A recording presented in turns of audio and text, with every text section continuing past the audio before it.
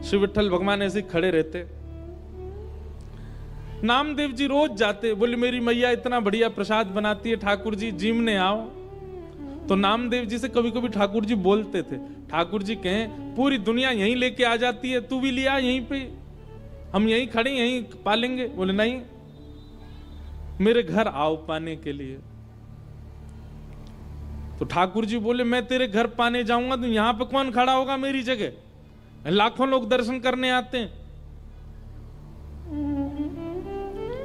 नामदेव जी बोले आप भगवान हो, सर्वसमर्थ हो, कोई व्यवस्था कर लो अपनी। भगवान बोले ठीक है, कर ली हमने व्यवस्था। बोले क्या व्यवस्था? बोले मैं तेरे घर जाऊंगा पाने, तू मेरी जगह खड़ा हो जा। नामदेव जी बोले ये कैसे हो सकता है? भगवान बोले सब हो जाएगा, बस आज एक काम करियो, रात्रि में जैसी शयन आरती हो, शयन आरती के बाद छुप जाइयो पीछे आके, देखो ठाकुर जी की लीला। ये सत्य घटना है।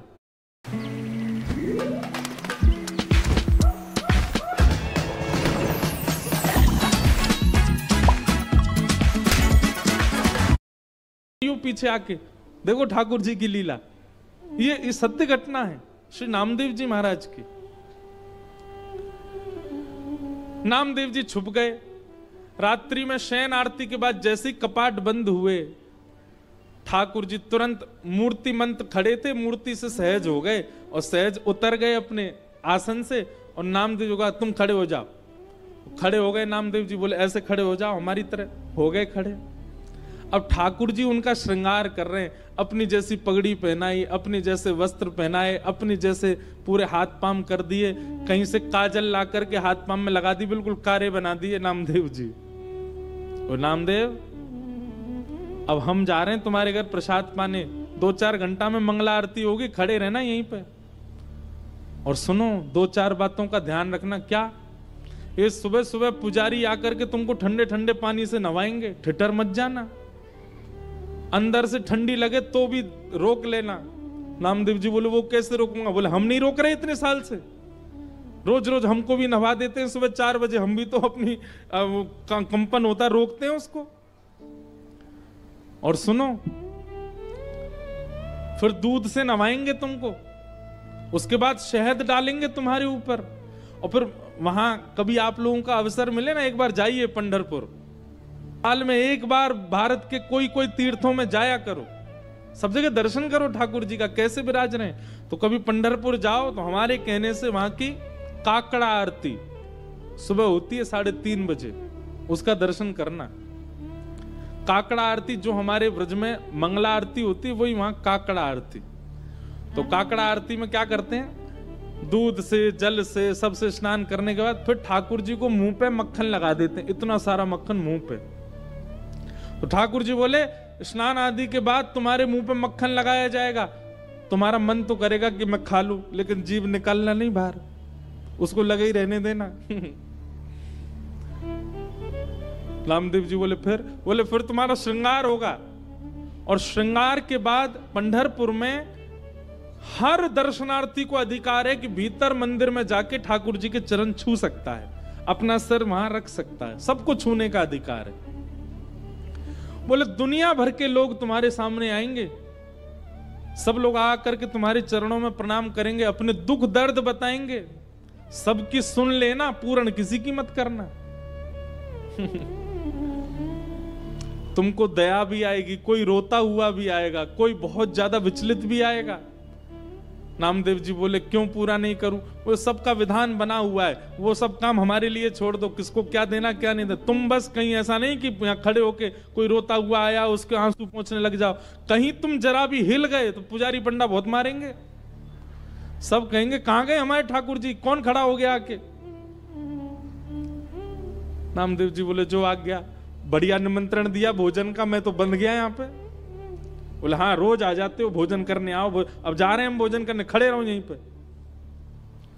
और श्री पंडरीनाथ श्री साक्षात द्वारिकाधीश अर्धरात्रि में नामदेव के घर गए, अकेले द्वार खटखटाया, मां अंदर से चिल्लाती हुई ए नामा पूरे दिन मंदिर में पड़ा रहता है, आधी रात में आता, सब सो रहे हैं यहां पर।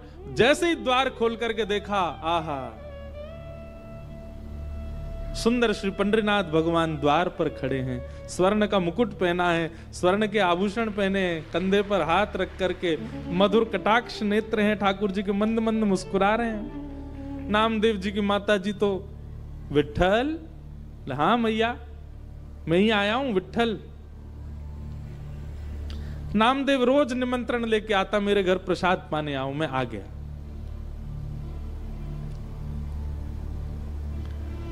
नामदेव जी की माता जी ने चूल्हा रात में चेताया, खूब बढ़िया बढ़िया प्रसाद बना करके ठाकुर जी को अपने हाथ से पवाया। इतने में घंटे घड़ियाल बजने लगे, 3:30-4 बज गए, सुबह के मंगला आरती का समय हुआ। ठाकुर जी ने कहा मैया जल्दी करो। बोले क्या हो गया? अब आपको मंगला में जाना है? बोले मंगला में अब मैं तो व्यवस्था करके आया हूं वहां पे, लेकिन मुझे आज तक तो मैं दर्शन देता था काकड़ा आरती में, मंगला आरती में, आज मैं दर्शन करने जाऊंगा। मैया बोली क्या करूं? बोले काली सौल लेके आओ। और मैया सौल लेके आई। ठाकुर जी ने अपने मुकुट उकुट उतार करके, आभूषण उतार करके, और काली सौल में बढ़िया स्वयं को लपेट लिया, किसी को पहचान में नहीं आवे। कारे कारे तो ठाकुर जी हैं, काली सौल और ओढ़ ली। अब तो निकल पड़े, दौड़ के जा रहे हैं देखने के लिए नामदेव कैसा लग रहा है मेरे स्थान पर खड़ा होके। दर्शनार्थी लाइन लगा करके खड़े थे, उन्हीं में ठाकुर जी खड़े हैं और दूर से ही निहार रहे हैं। नामदेव जी चुपचाप नेत्र बंद करके, हाथ बिल्कुल कमर पर, जैसे पंडरीनाथ भगवान खड़े होते हैं बिल्कुल वैसे ही खड़े हैं। और ठाकुर जी दूर से ही देख करके नामदेव की बलियां ले रहे हैं। आहा मेरो नामा कितना अच्छा लग रहा है। गर्भगृह में जैसे ही ठाकुर जी पहुंचे, ठाकुर जी के आते ही नामदेव जी को पता चल गया कि ठाकुर जी आए हैं। सो नामदेव जी मन में सोचे सब प्रणाम कर रहे हैं, कि ठाकुर जी प्रणाम नहीं कर ले मुझको, मैं कैसे रोक पाऊंगा? ठाकुर जी प्रणाम कर रहे हैं। ठाकुर जी गए, नामदेव जी को देखा, नामदेव जी को देख करके जैसे ही नीचे सर झुकाया, नामदेव जी के नेत्रों से आंसू गिरने लगे। नाथ ये कैसी लीला कर रहे हो आप?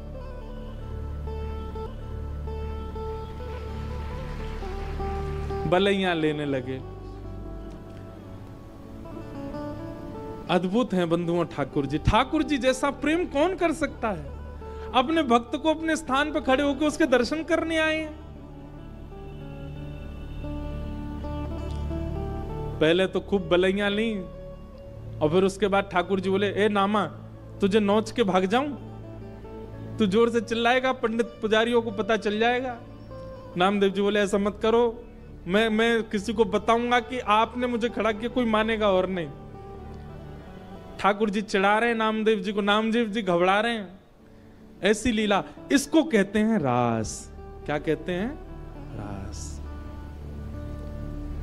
ये लीलाएं जब ठाकुर जी आपके लिए सहज हो जाते हैं, ठाकुर जी आपको प्रायोरिटी देने लग जाते हैं, ठाकुर जी आपके लिए यह भूल जाते हैं कि वे परमात्मा हैं, इसको कहते हैं रास। रास का मतलब नाचना नहीं होता। रास का मतलब इन गोपियों के लिए ठाकुर जी सहज हो गए। इन गोपियों के लिए ठाकुर जी ने अपना परमात्म भेष त्याग दिया। इन गोपियों के लिए ठाकुर जी सरल बन गए, दीन बन गए, इसीलिए उसको रास बिहार कहा। और वृंदावन में रास नहीं किया ठाकुर जी ने, महारास किया। महारास मतलब आज तक ठाकुर जी महारास बिहारी हैं। मतलब आप जाकर के प्रस्तुत करो, आज भी ठाकुर जी अपने पाषाण भेष को त्याग करके आपके लिए सहज होने को तैयार बैठे हैं वृंदावन में। ये केवल वृंदावन में और कहीं नहीं।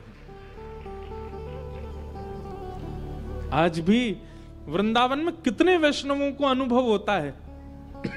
श्री बिहारी जी में तो पर्दा ही हमारे बार बार लगाया जाए कि कहीं कोई टकटकी लगा के बिहारी जी को देख नहीं ले, नहीं तो ये वही के संग चले जाएंगे।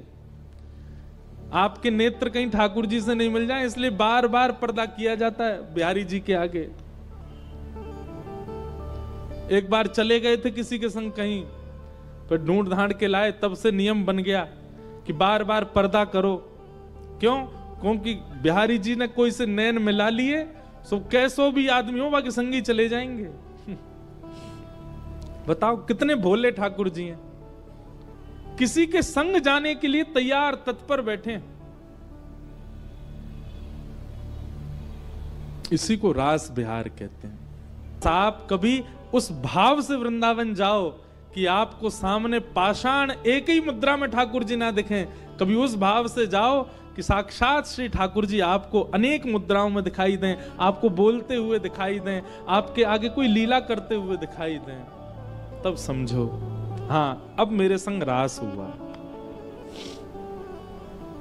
अभी हम रस में हैं, हमें रास में जाना है, और रास में जाने के लिए हमें अपना निर्माण करना पड़ेगा, अपनी मन बुद्धि और विचारों को वैसा करना पड़ेगा जिससे श्री कृष्ण रास करें।